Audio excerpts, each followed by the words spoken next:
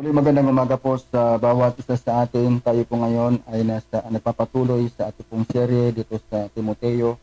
At ngayon yung ating pong paksa, Living Out God's Order. Paano natin ipamumuhay ang utos ng Diyos o yung kanyang kaayusan na ibinigay sa iglesia. At kung ako'y magtatanong sa inyo, kailan kaya nawawala yung kaayusan sa iglesia? Unang iglesia.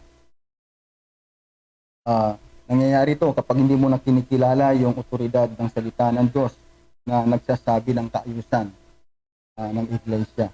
Ito yung malimit na nagiging problema ng mga iglesia sa kasalukuyan.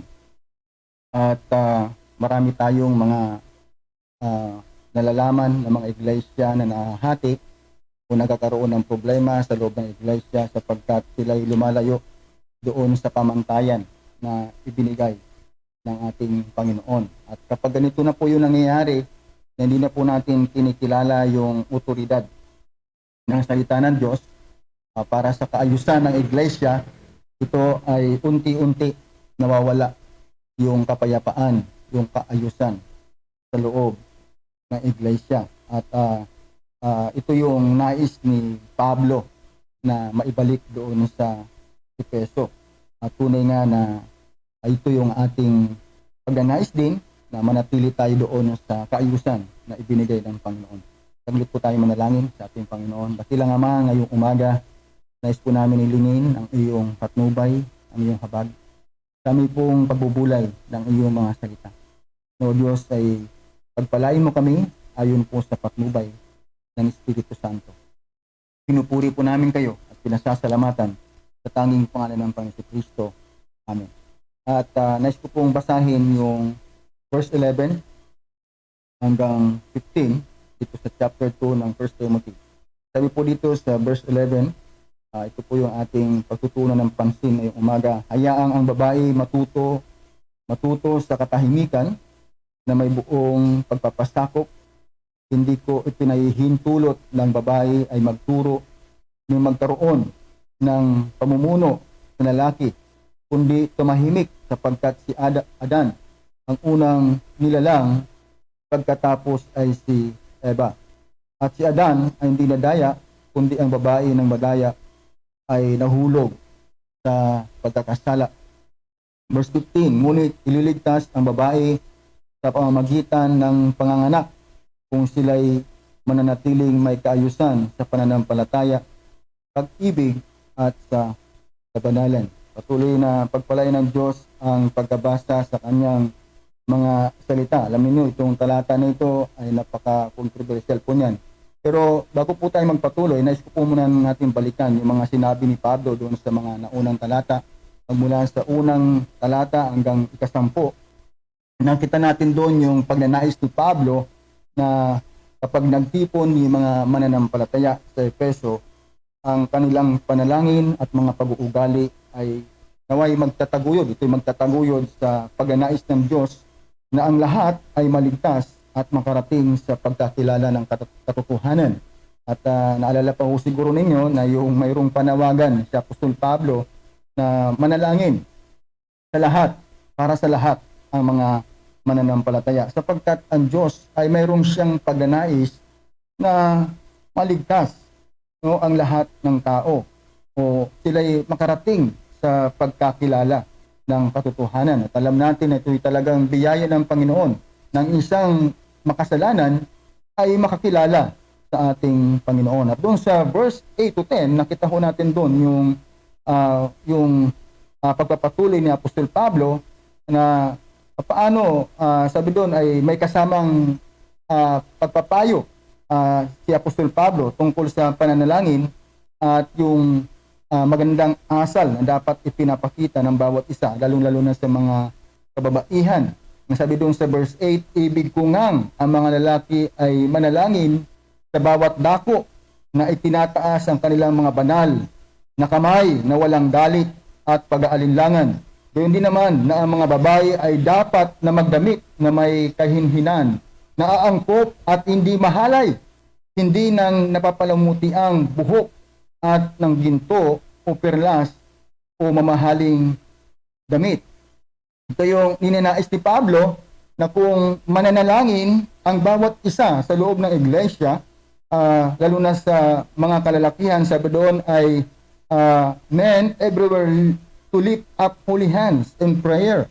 Ito yung sinasabi niya na kapag sila'y nanalangin, itinataas yung kanilang mga kamay o mga banal na kamay na walang galit at pag-aalinlangan. At siyempre sa mga Hudyo, ito talaga yung ginagawa na itinataas nila, na pangkaraniwang ginagawa nila, na itinataas nila yung kanilang mga kamay. Pero sabi ni Pablo na kapag itinaas ninyo ang inyong kamay na sa pamamagitan ng pananalangin, ay tiyakin ninyo na wala kayong anumang galit sa inyong puso at walang anumang ginagawang pakikipagtalo sa kaninuman. O wala kang anumang kagalit, wala kang kaaway. At ito yung maari doon sa mga naging sitwasyon ng Efeso, ay yung mga bulaan doon ng mga kalalakihan ay nananalangin na may galit sa kanilang mga puso. At hindi lang yun, nakikita ho natin yung sabi nung salitang holy, ang ibig sabihin po niyan ay devout, pious, o pleasing to God, nakakalugod sa Diyos, banal, kabanalan, yun po yung banal. Kaya ito'y nandoon yung kaisipan, yung ideya ng moral purity. Malinis ang iyong moral na kalagayan, ang iyong konsensya. No? Kapag ikaw ay nanalangin sa Panginoon, ay dapat ganito yung kalagayan ng ating moral sa harapan ng Diyos. Tunay nga na hindi tayo makakapanalangin ng mabisa kung hindi malinis ang ating mga buhay at hindi rin lubos na nakatalaga yung ating commitment, yung ating buhay sa ating Panginoong Jesus. Ganun din po sa mga babae. Ito rin po yung pagpapayo ni Apostol Pablo sa mga unang mga talata na yan, na sinasabi niya na kayo naman mga babae ay dapat na magdamit na may kahinhinan. So, naaangkop kung ikaw ay dumadalo sa gawain ng Panginoon sa mga assembly, dapat naaangkop, hindi mahalay. Kasi mayroon pong posible na yung mga babae, yung mga nakaraang doon sa kanilang panahon ay mayroon ng posibilidad na sila'y gumagaya doon sa mga pananamit ng mga Romano na may karangyaan na kung saan ay kilala sa kalaswaan. So maaring yung pananamit ng mga kababaihan noon doon sa iglesia ng Efeso ay unti-unti na nagiging malaswa o kaya hindi na nagiging angkop para doon sa gawain ng Panginoon. Kaya isa ito sa mga ibinahagi na Apostol Pablo o sa kanyang mga tagubilin para sa mga kalalakihan na kung sila ay mananalangin, ganoon din sa mga babae, ay dapat na maging angkop yung kanilang kilos, yung kanilang pag-uugali sa loob ng iglesia upang sila hindi maging katitisuran sa mga taong nasa paligid nila. At dito po sa sunod na bahagi ay binigyan pansin ni Pablo ang tungkol sa pagtuturo at otoridad sa iglesia, yung teaching at saka yung authority sa loob ng iglesia. Kaya yung mensahe na nakikita ko po dito, mananatili ang kaayusan sa iglesia kung buong pusong susundin o ipamumuhay ang pamantayan na ibinigay ng Diyos para sa iglesia. So yung issue na gusto ko natin arapin po dito ay yung utos ni Pablo na manahimik at magpasakop ang mga babae sa iglesia. Alam po natin sa ating pong panahon ay marami na po ang mga tinatawag na mga tagapanguna sa mga iglesia na mga kababaihan. At siguro ito pong issue na ito ay magiging laban sa kanila sapagkat sabi po dito ni Apostol Pablo, mayroon siyang iniutos sa iglesia. So magitan tagubilin niya kay Timoteo at sa kabuuan na iglesia ng ating Panginoon doon sa Efeso. Nang sabi niya doon sa verse 11, hayaang ang babae matuto sa katahimikan na may buong pagpapasakop. Hindi ko ipinaihintulot na ang babae ay magturo ni magkaroon ng pamumuno sa lalaki, kundi tumahimik. At ito po, nabanggit ko po sa inyo kanina, ito po ay napaka-kontrobersyal sapagkat marami po ang tumatanggi dito sa utos na ito ni Apostol Pablo batay sa pahayag sa kanya ng Panginoon. Kaya nais ko lang po tingnan po dito yung dalawang bagay. Una, yung maling kahulugan, tapos yung pangalawa, tamang kahulugan.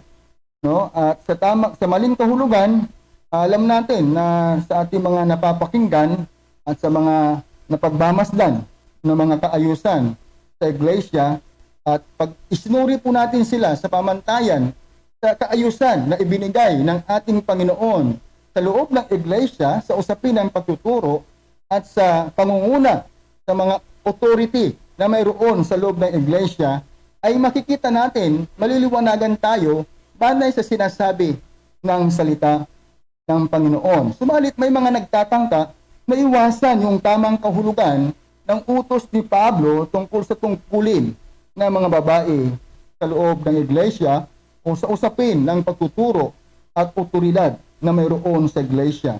Mayroon pong unang-una na makikita ho natin dito, ang dahilan daw ng utos ni Pablo ay ang mga babae ang nagtuturo ng mga maling doktrina sa Efeso. Kaya daw po iniutos ito ni Apostol Pablo na manahimik yung mga babae. Hindi niya ipinapahintulot yung mga babae na magturo sapagkat yung mga babae doon sa Efeso, sila po ang mga nagtuturo ng maling doktrina. Subalit, ang makikita po natin nabanggit ni Pablo na mga nagtuturo ng maling doktrina sa Efeso ay mga kalalakihan. Yung nabanggit na po doon sa verse 19 to 20 na iniingatan ang pananampalataya at ang mabuting budhi sa pamamagitan ng pagtatakwil sa budhi. Ang ibang tao ay nakaranas ng pagkawasak ng barko sa kanilang pananampalataya. Kabilang sa mga ito sina Himeneo at Alejandro na ating ibinigay kay Satanas upang sila'y maturuang huwag manglapastangan. Nabanggit ko na po sa inyo ito ng mga nakaraan na mga itiniwalag mismo ni Apostol Pablo sapagkat sila yung mga leader sa loob ng iglesia na nagturo ng kamalian o humiwalay sila sa mahusay na katuruan na ibinigay mismo ng mga apostol. Doon sa 2 Timoteo chapter 2 verse 17 to 18, mayroon din po nabanggit dito ng mga pangalan. Ang sabi po doon, at ang kanilang salita ay kakalat na gaya ng gangrena. Kasama sa mga ito si Himeneo at si Pileto na lumihis sa katotohanan at sinasabing ang muling pagkabuhay ay naganap na. Kanilang ginugulo ang pananampalataya ng iba at sinasabi na walang ebidensya na may mga babaeng bulaang guro. Ito yung sinasabi po dito na sinasabi na walang ebidensya na may mga bulaang guro sa unang siglo sa Efeso.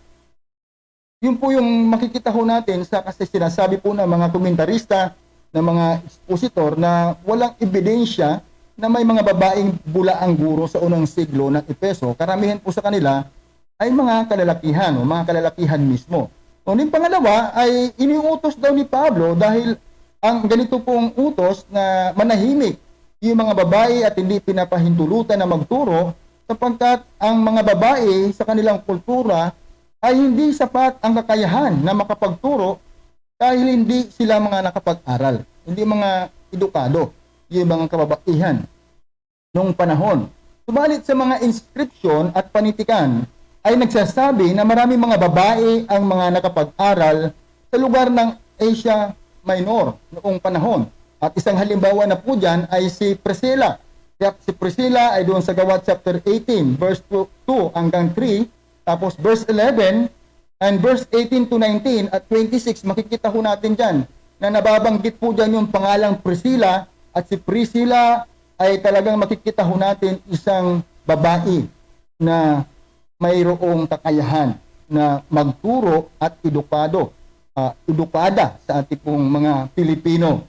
At pangatlo na makikita ho natin dito, ang utos na ito ni Pablo ay pansamantala para sa ganong kultura lamang. Ito po yung sinasabi ng iba, na yung utos na ibinigay dito ni Pablo na manahimik o hindi niya pinapahintulutan na magturo yung mga babae sapagkat daw po ay ito po ay temporary lang doon sa panahon na yon sa kanilang kultura doon sa Efeso.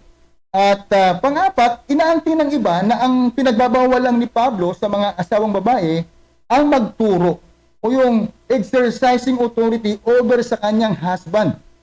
Dahil ang Greek na salita dito, yung gune, hindi ko alam kung tama pa yung aking bigkas sa salitang Grego, gune at aner or anyer ay sinalin na woman and man, yung anyer. Doon sa 1 Timothy chapter 2 verse 12. Maaari din itong salita na ito ay mga hulugan ng wife or husband. Balit batay sa agaran na konteksto, o yung tinatawag nating immediate context doon sa verse 8 to 9, yung kahulugan ng Greek words na gune at anyer dito sa verse 11 to 14 ay mas malamang na ang kahulugan ay woman, babae. O kaya lalaki, man, kaysa doon sa tinatawag na wife and husband. So, ibig sabihin, ito po yung kahulugan, woman and husband. Kaya makikita mo natin dito na ito po yung mga nagtatangka na tirain o di kaya iwasan yung tamang kahulugan na sinasabi ng banal na kasulatan ayon kay Apostol Pablo. At sa pangalawang bahagi, yung tamang kahulugan dito sa sinabi ni Pablo sa verse 11 hanggang 12. Ito'y batay sa sinabi ni Pablo sa pangalawang bahagi. Tinitingnan po natin dito ngayon yung tamang kahulugan. Ano yung ibig sabihin ni Pablo na ang mga babae doon sa verse 11 to 12, hayaan ang babae matuto sa katahimikan na may buong pagpapasakop, hindi ko ipinahihintulot na ang babae ay magturo ni magkaroon ng pamumuno sa lalaki, kundi tumahimik. Napakalinaw yung mga salita na ginamit dyan ni Pablo, no? Matuto sa katahimikan, tapos buong pagpapasakop, o sinabi niya ng hayagan, diretsahan, hindi ko ipinahihintulot magturo, di magkaroon ng pamumuno sa lalaki, kundi tumahimik.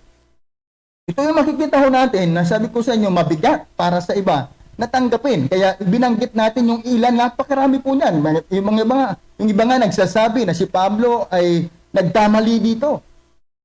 Mali yung kanyang pakahulugan. At yung mga atake nila sa mga talatang dito, talata dito sa Timoteo, para pagbigyan nila yung kanilang kahulugan batay sa kanilang kaisipan, hindi batay sa sinasabi ng salita ng Panginoon. Kaya sa mga naunang talata, nabanggit ni Pablo ang dapat na maging kilos at ugali ng mga babae. Sa bahang ito ay binigyan ng pansin ni Pablo ang tungkol sa pagtuturo at authority sa iglesia. Kita ho natin doon kung paano dapat kumilos yung mga babae. At dito naman yung pagtuturo at authority, no, na binabanggit niya para sa mga babae. Tandaan natin na mga tagubiling ito ni Pablo ay walang direktang sinasabi tungkol sa pagtuturo at otoridad sa palengke. Ito'y nabasa ko lang, o sa akademya o sa liwasang bayan. Wala po dan direktang sinasabi dyan si Apostol Pablo, at ang mga ito ay tungkol sa kaayusan ng iglesia. No, sa konteksto ng kaayusan sa loob ng iglesia. Ito pong tinutukoy dito ni Pablo. So yung pagtuturo at yung authority na sinasabi niya, ito po ay sa iglesia.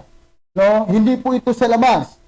At dito rin po ay hindi pinapayagan ng mga tagubiling ito ang sino mang lalaki sa loob ng iglesia ayon sa kanyang kasarian. No? Na ito mga dapat natin tandaan na gumamit ng authority sa mga kababaihan sa iglesia.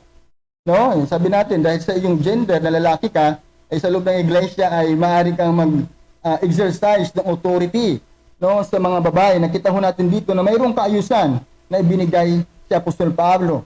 Maaring gawin lamang yan sa mag-asawa o pamilya. Siyempre, kung asawa mo, mayroong authority doon sa iyong asawa o di kaya sa buong pamilya. At ang pagsasagawa niya, nakita ho natin na yan ay ayon sa gabay ng salita ng Diyos. At alam natin sa buong mundo ay lahat may mga asawa, may mga pamilya ay pwede silang mag-exercise ng authority, no? Pero dito yung sinasabi ni Pablo, ito yung nakabukod, no, para doon sa kaayusan sa loob ng iglesia. Ibig sabihin kapag lalaki ka, ay pwede ka na mag-exercise ng authority sa loob ng iglesia. At ito yung nakita ho natin doon na yung gabay niyan, paano mo isasagawa. Kung ikaw naman ay sa usapin ng asawa o pamilya, mayroong gabay dyan na ibinigay ang salita ng Diyos doon sa Efeso chapter 5 verse 22 hanggang 33. Di ba? Kita ho natin dyan paano mamahalin ng lalaki ang kanyang asawa at ganoon din ang asawa babae paano siya magpapasako sa kanyang asawang lalaki. At mayroong dyan gabay na ibinigay ang ating Panginoon para maging successful yung pagsasama ng isang mag-asawa. At yun ang makikita ho natin dito. At wala din itong kinalaman tungkol sa pagkapantay-pantay ng mga lalaki at babae. Yung sinabi dito ni Pablo, yung male and female equality. No, ito po ay malinaw na itinatag ng Panginoon doon sa Genesis chapter 1 verse 27. Parehong yung babae at lalaki, nakita ho natin doon na parehong nilikha ng Diyos ayon sa kanyang wangis, no? Yung imago Dei, no? At spiritual na kalagayan kay Kristo. Ang bawat isa sa atin, bawat lalaki at babae ay pareho tayong makasalanan sa harapan ng Panginoon, sa harapan ng Diyos, at pareho tayong mayroong pangangailangan sa isang tagapamagitan o sa tagapagligtas, ang ating Panginoong Jesucristo. Yun po yung makikita ho natin na talagang pangangailangan ng bawat isa sa harapan ng Diyos na siya ay lumapit sa Panginoong Jesucristo. Siya man ay babae o lalaki, doon tayo nagkakapantay na kalagayan natin sa harapan ng Panginoon na mayroong panawagan sa atin ng Diyos na tayo ay magsisi at manampalataya sa ating Panginoong Jesucristo. So yung prohibition na sinasabi dito ni Pablo, yung kanyang pinagbabawal ay sa usapin ng teaching at yung pag-exercise ng authority. No, at wala dong yung negatibong kahulugan na katulad ng salitang dominate o domineer. No, pagdomina o pangingibabaw, yung salitang paghahari o parang pinagaharian mo na. Dinudubina mo yung mga babae. Wala pong ganun na connotation dito sa sinabi ni Pablo sa mga talatang ito. No, ang sagot po diyan, ang salitang teach or didaskin at ang noun forms na teaching, didaskalya sa Grego, at teacher, didaskalos, ay ginamit sa Bagong Tipan upang ilarawan ang maingat at makapangyarihang pagtuturo ng mga katotohanan ng banal na kasulatan.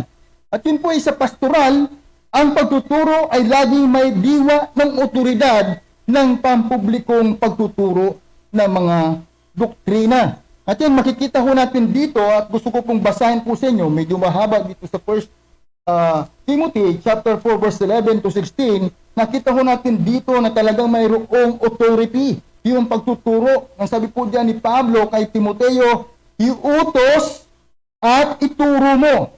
No? 1 Timothy chapter 4 verse 11 to 16. Pansinin po ninyo yung authority na mayroon po diyan. Iutos at ituro mo ang mga bagay na ito.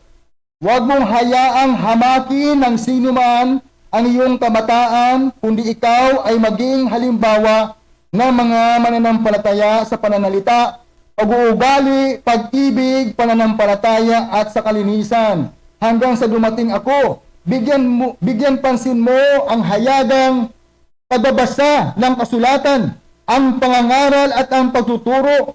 Huwag mong pabayaan ang kaloob na sa iyo'y ibinigay sa magitan ng propesiya na may pagpapatong ng mga kamay ng kapulungang ng matatanda. Gawin mo ang mga bagay na ito, italaga mo ang iyong sarili sa mga ito, upang ang iyong pag-unlad ay makita ng lahat. Verse 16, ingatan mo ang iyong sarili at ang iyong pagtuturo, manatili ka sa mga bagay na ito sapagkat ang gawa nito ay maililigtas mo ang iyong sarili at ang mga nakikinig sa iyo. At ganoon din sa ikalawang Timoteo, chapter 3, verse 16, nasabi po doon ay sa verse 16, ito'y kabisado po natin o pamilya po sa atin na talata, ang lahat ng mga kasulatan ay kinasihan ng Diyos at mapapakinabangan sa pagtuturo, sa pagsaway, pagtutuwid at sa pagsasanay sa katuwiran. At doon sa chapter 4 verse 2, ipangaral mo ang salita, magsikap ka sa kapanahunan at sa di kapanahunan magtuwid ka, manaway ka, mangaral ka na may buong pagtsatsaga at pagtuturo. So makikita ho natin dyan sa usapin ng pastoral, ito'y talagang bahagi yung pagtuturo, no, na mayroong diwa ng otoridad sa mga tao, sa publiko. So ibig sabihin, ang pinagbabawal dito ni Pablo ay tungkol sa pangangaral, sa preaching. Yun ang tagubilin niya kay Timoteo doon sa ikalawang Timoteo chapter 4 verse 2 na binasa ko na ipangaral mong salita, magsikap ka sa kapanahunan at sa di kapanahunan magtuwid ka, manaway ka, mangaral ka na may buong pagtsatsaga at pagtuturo. At pangalawa na pinagbabawal ni Pablo ay ang teaching elder rule. No? Ito yung pangunguna bilang isang matanda sa iglesia. No? Yung unang pangangaral at ito naman yung pagtuturo tungkulin ng matanda sa iglesia bilang tagapagturo. Ito yung may otoridad na naghahayag ng mga ipinagkatiwala ng mga apostol na katuruan. Ito yung larangan o tungkulin ng mga matatanda sa iglesia. Yung pagtuturo ay para sa kanila. Yung mga elders sa church, sila yung may pananagutan. Sila yung pinagkatiwalaan ng mga apostol upang sila'y magturo sa loob ng iglesia o sa iglesia. So makikita ho natin dito na napakalinaw ano ba yung prohibition o pinuprohibit ng ating Apostol Pablo. Yung kanyang pinagbabawal. Ito yung pangangaral. Ito yung teaching elder rule sa loob ng iglesia, sa konteksto ng iglesia. Sabi doon, 1 Timothy chapter 3 verse 2, kailangan na obispo ay walang kapintasan, asawa ng isang babae, mapagpigil, matino ang pag-iisip, kagalang-galang na pagpatuloy ng panauhin. At sabi po doon sa dulo, mahusay magturo, able to teach. Sinong tinutukoy dyan? Yung obispo, yung mga matatanda sa iglesia. Sila po yung binigyan ng katungkulan na magturo sa loob ng iglesia. No? Binigyan din ng linaw ni Pablo ang kahalagahan dito ng attitude ng babae. Diba? Nakita po natin dyan. Paano po sila susunod? Sabi po dyan sa sinabi ni Pablo sa 1 Timothy chapter 2 verse 11, sabi dyan, ano sabi dyan sa verse 11? Ang babae matuto sa katahimikan, at ano sabi pa dyan? Na may buong pagpapasakop. Matuto sa katahimikan at may buong pagpapasakop. Ito po yung sinasabi ni Pablo. Ano yung paglilinaw na kailangan po natin gawin dito? Hindi ibig sabihin na pinagbabawalan ng mga lalaki at mga babae na magturuan sa isa't isa. O di kaya'y magpaalalahanan sa isa't isa. Wala ng pagkakataon yung mga babae na magturo. Sabi doon sa Colossus chapter 3 verse 16, manirahan nawang sagana sa inyo ang salita ni Kristo ayon sa lahat ng karunungan. Magturo at magpapalalahanan kayo sa isa't isa sa pamamagitan ng mga salmo at mga himno at mga awitan espiritual na umaawit na may pasasalamat sa Diyos sa inyong mga puso. Ang pansinin po natin dito, ito po ay sa pangkalahatan na sinasabi ni Pablo, inaasahan na ang bawat isa ay magturuan sa isa't isa, magpaalalahanan sa isa't isa. Siya man ay babae o siya man ay lalaki. No, ito yung sinabi ni Pablo. No, sa unang Korinto, kapitulo 14, talatang 26, ang sabi po doon, ano kung gayon, mga kapatid, kapag kayo'y nagkakatipon, bawat isa ay may isang awit, isang aral, isang pahayag, isang wika, isang pagpapaliwanag, gawin ninyo ang lahat ng mga bagay para sa pagpapatibay. Di ba? Yung pagpapalakasan, yung pagpapatibayan sa isa't isa. Kailangan yung babae, yung mga lalaki ay gawin ito sa loob ng iglesia. Magpaalalahanan, magturuan sa isa't isa. Ito inaasahan ni Apostol Pablo, una mga apostol noong panahon. At kasama si Priscilla, di ba, sa pagtuturo kay Apolos. Doon sa Gawa chapter 18, verse 26, ang sabi doon, at siya nagsimulang magsalita ng buong tapang sa sinagoga. Ngunit nang siya'y marinig na Priscilla at Aquila, ay kanilang isinama siya at ipinaliwanag sa kanya ng mas matuwid ang daan ng Diyos. Isipin po niyo si Apolos, sabi po doon, napakahusay niya mangaral.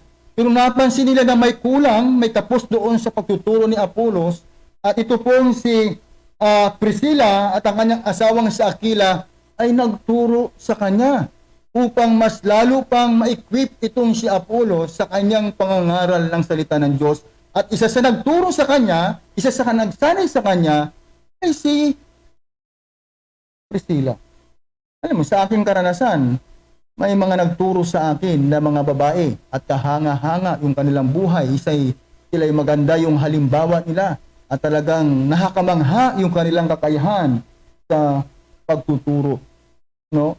So, yun ay makikita ho natin na yung mga babae ay hindi natin sinasarhan yung ating pangangailangan sa kanila. So, yung punto natin dito, hindi pinapahimpulutan ng salita ng Diyos ang mga babae na mangaral at gampanan ang tungkulin ng mga matatanda sa pagtuturo sa iglesia. Sa konteksto po ng gawain, yung assembly sa loob ng church at saka sa pamamahala sa pangunguna, ito yung sinasabi dito ni Apostol Pablo. Subalit hindi nangangahulugan na hindi sila maari magturo katulad na nabanggit natin kanina. Hindi ho natin ito parang nililito kayo, kundi talagang itong sinasabi dito ay yung mga kababaihan ay sila yung mga hindi dapat tumayo doon sa unahan, katulad ng preaching, yung pangangaral dito sa loob ng iglesia. Katulad ng ating mga ginagawang pananambahan, public assemblies of the church. So, si Timoteo ay tinuruan siya ng kanyang nanay at lula. Kung naalala pa ho ninyo, sa kanyang nanay na si Eunice at Luida, si Apostol, si Timoteo, natuto sa kanila, sa kanilang mga kaanak, sa kanyang nanay na babae, at sa kanyang lola.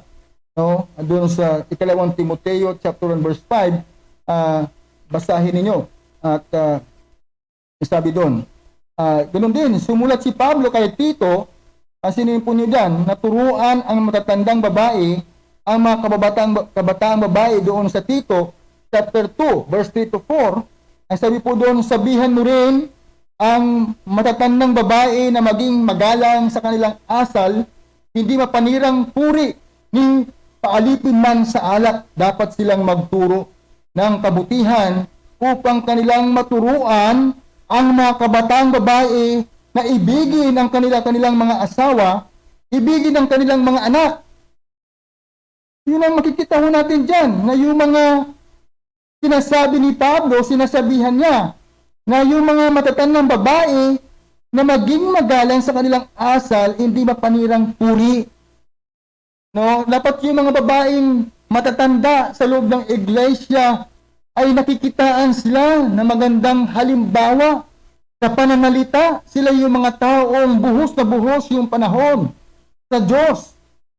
Hindi mo dapat ito napipintasan na sinasabi dito ni Pablo, na dapat silang magturo ng kabutihan upang kanilang maturuan ang mga kabataang babae. No, sabi doon, ibigin ng kanilang mga asawa, magpatibay ng relasyon. No, hindi winawasak. No, hindi sinisiraan ng puri. Ganun ang makikita mo natin dito. At ang tinuturuan niya, yung sinasabi niya dito, yung mga matatanda na kababaihan sa loob ng iglesia, na magturo sila sa mga kapwa babaeng kabataan pa, para maging maayos yung kanilang pamumuhay, yung kanilang relasyon sa kanilang mga asawa. Nakikita ko natin dito, kailangan natin yung mga babae sa iglesia. At yun ang katotohanan, di ba, sa ating mga nararanasan na tayo ay mayroong mga pag-aaral at kailangan natin siyempre dito yung mga kababaihan. So anong dahilan ni Pablo sa utos na ito? Bakit iniutos niya? Bakit ganun yung kanyang pananaw, yung ganyang kanyang kahulugan na yung mga babae ay hindi sila pwede doon sa pangangaral at yung mag-exercise ng authority sa mga lalaki sa usapin ng pangunguna sa loob ng iglesia. Kita ho natin dyan sa verse 13 hanggang 14, sinabi diyan ni Pablo, malinaw, sapagkat si Adan ang unang nilalang, pagkatapos ay si Eva. Ito yung matibay na dahilan o argumento ni Apostol Pablo. Sa verse 14, at si Adan ay hindi nadaya, kundi ang babae ng madaya ay nahulog sa pagkakasala. So sa verse 13, napakalinaw na, sapagkat si Adan ang unang nilalang, pagkatapos si Eva. So makikita ho natin dito yung creation order, kaayusan sa paglikha ng Diyos. Ito yung batayan upang unang dahilan ni Pablo at batayan ng kanyang turo ayon sa pahayag sa kanya ng Diyos.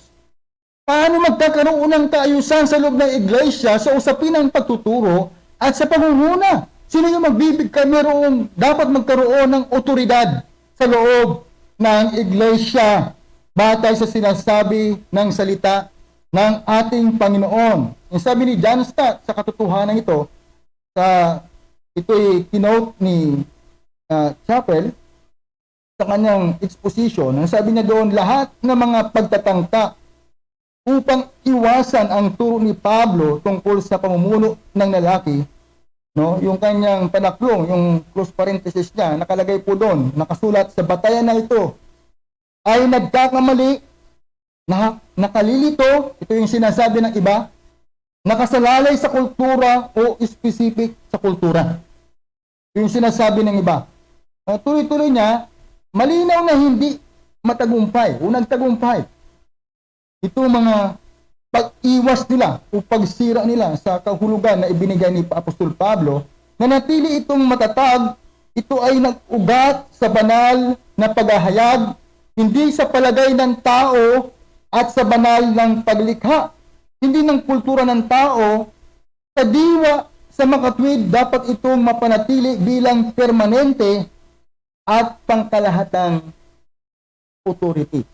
Universal authority, yung sinasabi dito ni Pablo, ito yung magiging batayan sa pangkalahatan ng iglesia. Hindi tayo dapat magkaiba-iba ayon sa itinuro ng banal na kasulatan.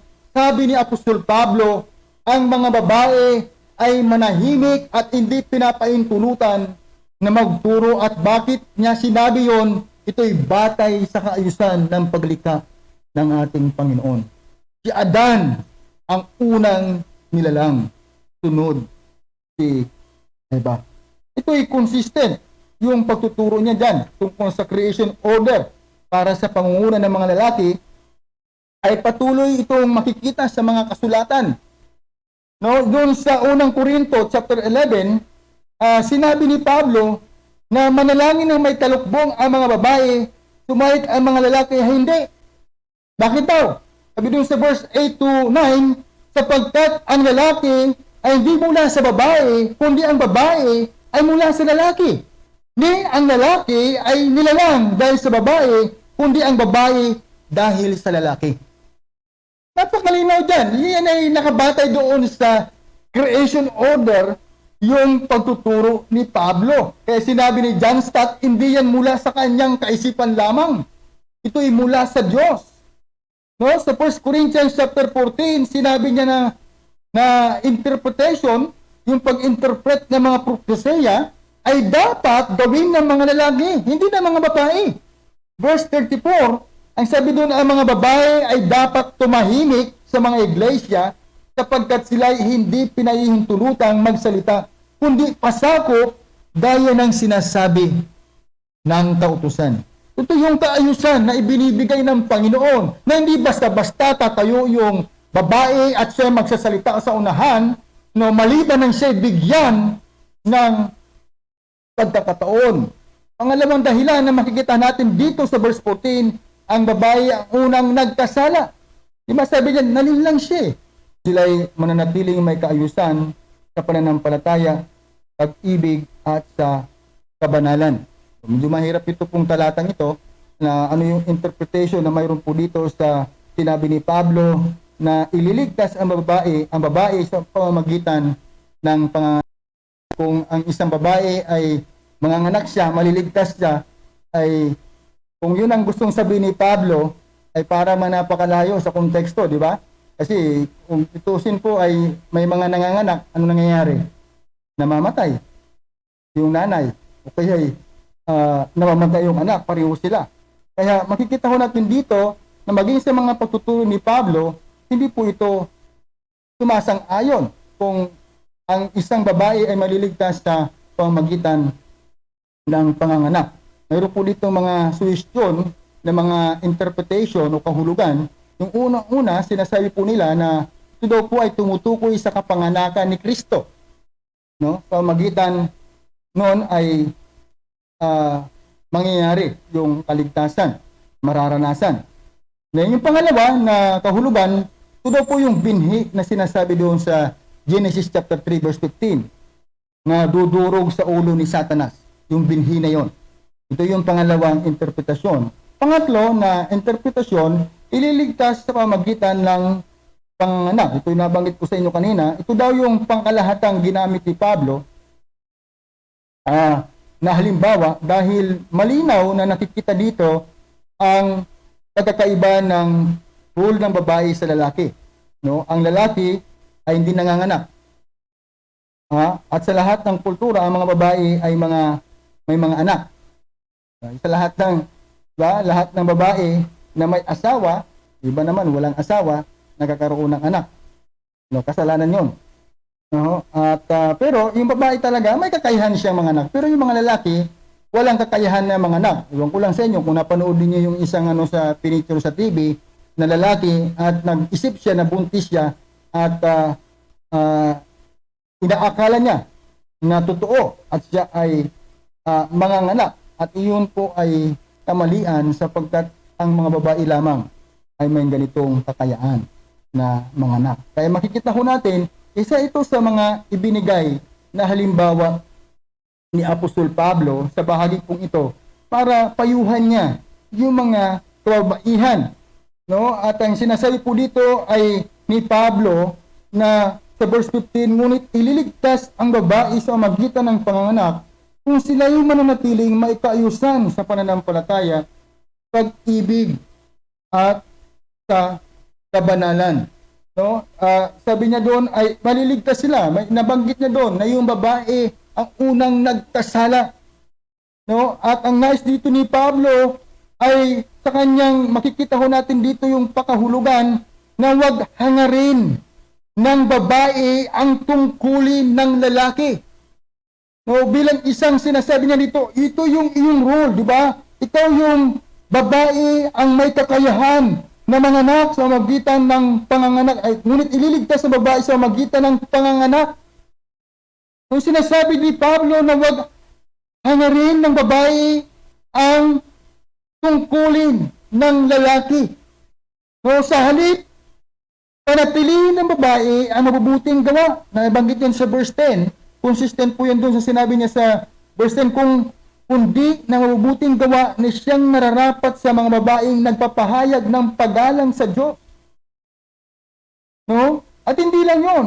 Ang sabi niya dan, at manatiling may kaayusan sa pananampalataya at pag-ibig.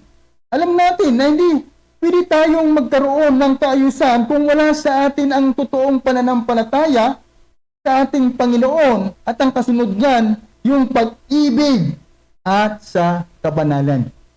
Malinaw po dyan na itong mga katangian na ito ay tumutukoy sa tunay na mananampalataya o isang makadiyos na babae.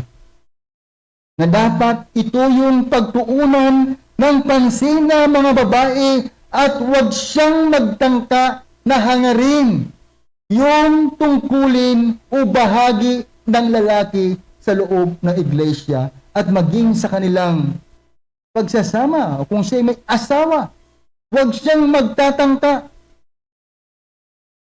na kunin yung tungkulin ng lalaki sapagkat hindi yun kalooban ng Panginoon. Mayroong kaayusan na ibinigay sa atin ng Diyos. No? Yun yung kaayusan sa paglikha ng Panginoon, yung creation order. Kaya yung hamon sa atin dito, sa utos o tagubilin na ito ni Pablo para sa kaayusan ng iglesia, ay nagpapaalala sa atin na ang pangunguna o pamamahala sa iglesia ay hindi tungkol sa kapangyarihan. Kapag sabihin natin, yung mga lalaki pala, excited, may maraming ganyan na mga iglesia na talagang kinukondisyon yung mga lalaki na sila yung magiging leader. Totoo naman yun. Na dapat talagang isanayin yung mga kalalakihan. Pero kung ang nasa isip ng isang individual na mga mananampalataya, siya ay magiging maimpluwensya o magiging makapangyarihan, ito yung inaasahan ng iba na mali yung hindi batay sa sinasabi ng salita ng Panginoon. Kundi ito ay hindi tungkol sa kapangyarihan, kundi ito ay tumutukoy sa kamatayan. Mamatay kay Kristo. No? Mamatay kasama ng Panginoon. Sabi doon sa 2 Corinto chapter 4 verse 10 to 12, unais natin na manguna na laging tinataglay, sabi ni Pablo dito sa Corinto, na laging tinataglay sa katawan ang kamatayan ni Jesus upang ang buhay ni Jesus ay mahayag din sa aming katawan. Sapagkat habang nabubuhay, kami ay laging ibinibigay sa kamatayan dahil kay Jesus upang ang buhay ni Jesus ay mahayag sa aming laman na may kamatayan.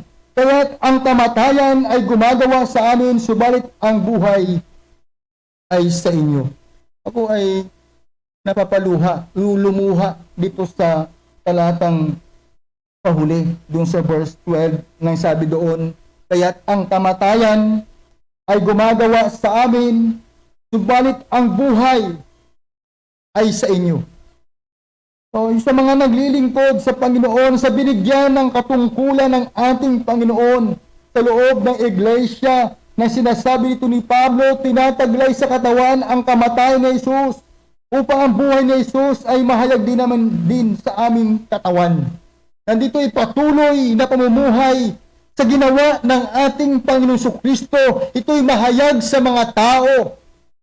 Ito ang dapat makita ng mga tao, hindi yung ating sarili, kundi ano yung ginawa ng Panginoon sa ating buhay.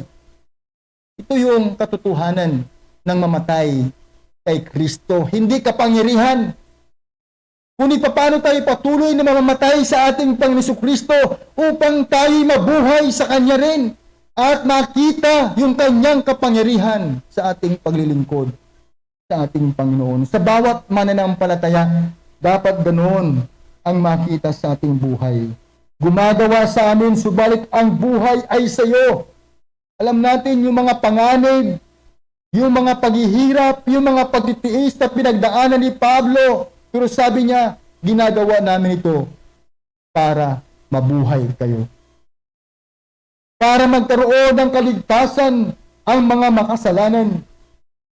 Ito ay katapatan sa salita ng Diyos. Katapatan sa ipinahayag ng ating Panginoon. No, ito'y pag-anyaya na hubugin tayo ng salita ng Diyos. No, sa magitan nito ay mahuhubog ang iglesia kung tayo tapat sa salita ng Panginoon na ipinahayag niya Ang iglesia ay mahuhubog sa salita ng Diyos at ang bawat mananampalataya sa kanyang utos na ibinigay ng Panginoon. Hindi ng kultura o kagustuhan ng tao ang dapat masunod, kundi ang salita ng Diyos. Kaya nakita ho natin dito na kung nais natin ipamuhay yung kaayusan na ibinigay ng Panginoon, ito'y dapat bukas yung puso natin. Ito'y baguhin tayo, maging sa kabuuan ng iglesia, yung kaayusan na ibinigay ng Panginoon. At kung ganyan ang ating pamumuhay sa utos o kaayusan na iglesia na ibinigay ng Panginoon, makikita natin yung kabutihan ng Panginoon at maaari natin ipahayag yung sinabi doon sa Roma chapter 8, verse 31 hanggang 32. Ano nga ang ating sasabihin sa mga bagay na ito? Kung ang Diyos ay kakampi natin, sino ang laban sa atin? Siya na hindi pinagkait ang kanyang sariling anak, kundi ibinigay dahil sa ating lahat. Bakit naman hindi ibibigay sa atin ng walang bayad ang lahat ng mga bagay? Kita ho natin yung salita ng Diyos, kung ito yung ipinamumuhay ng iglesia at ng bawat mga mananampalataya. Sinong laban sa atin? Magkakaroon tayo ng ngiti sa ating mga labi. Higing magagalak tayo sa ating Panginoon sa paglilingkod sa Kanya, sapagkat tunay nga na mabibigyan natin ang kapurihan ng Panginoon. At tayo'y sasamahan ng Diyos sa ating paglilingkod kung ang Kanyang salita ang ating ipinamumuhay. Tandaan natin na kung tayo'y nagagalak na namumuhay sa binigay na kaayusan ng Diyos ang iglesia, ang Ebanghelyo ay patuloy din na may papangaral na may kapangyarihan. Huwag natin kakalimutan yan, na kung ating ipinamumuhay ang salita ng Diyos, yung kalooban ng Panginoon, yung kaayusan na ibinigay niya sa iglesia, may papangaral natin ng may kapangyarihan ang Ebanghelyo ng ating Panginoon. Hindi tayo mag-aalinlangan sapagkat ginagawa natin, ipinamumuhay natin ang utos, ang kaayusan na ibinigay ng Panginoon sa kanyang iglesia. Kaya mga kapatid, anong dapat natin gawin? Kilalanin natin ang kaayusan na ibinigay ng Diyos at panatilihin natin ito. At tandaan natin sa mga taong hindi kumikilala, hindi ipinamumuhay ang salita ng Diyos, kahit kailan hindi magkakaroon ng kapayapaan sa iyong buhay kung wala ang salita ng Diyos sa iyong buhay.